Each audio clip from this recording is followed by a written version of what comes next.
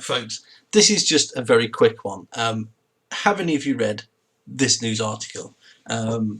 These two YouTubers were basically caught using CSGO loot items earned in the game as a currency for gambling. They were, trading them and betting them against one another. I'm not going to get into the legalities of whether that is right or wrong, and I'm not going to get into the idea of the age of the people buying the actual items from them or gambling as well. The fact is that these guys run a site that is basically for gambling these items against one another. They are facilitating gambling. Whether they do or do not check and verify ages, I have no idea and no interest, and I'm not commenting upon that.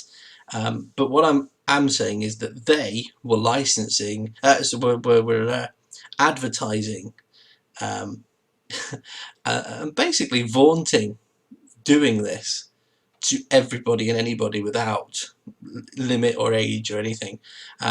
They didn't mention anything about gamble aware. They didn't mention anything about the age that you were required to gamble. And these two gentlemen sound to me to be UK based.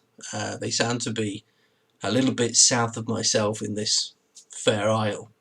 And as such, you fall within the remit of something in the UK called the Gambling Commission. And I sent them a little bit of a message.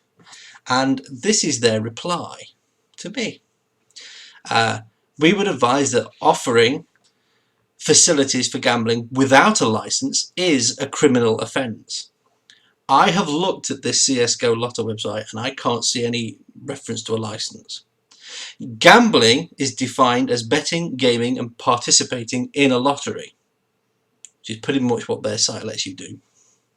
There are many ways in which individuals and organisations can provide gambling activities and take part in them. Fair enough. That is why we are paying close attention to the growing popularity of virtual or in-game items which can be won, traded, sold or used as virtual currency to gamble. Where such items are money or money's worth and facilities for gambling with them are being offered, we consider that that activity would need to be licensed. We appreciate your time taken for this. Your time has been made an official correspondence. So I have made an official correspondence, and if you wish to know, it is the official correspondence 1-1048293995. And the chap that spoke to me there is Daniel Newby. So everybody, please talk to Daniel Newby. Not the best name for talking about gamers, but these two guys simply don't have that reference. They don't have anything that I can see whatsoever. It just doesn't make any sense.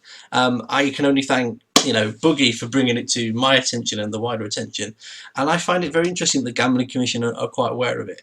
It's not normally that they have their finger on the pulse, but to have made BBC News front page on the technology, way to go, Trevor Martin and Tom Cassell, way to go.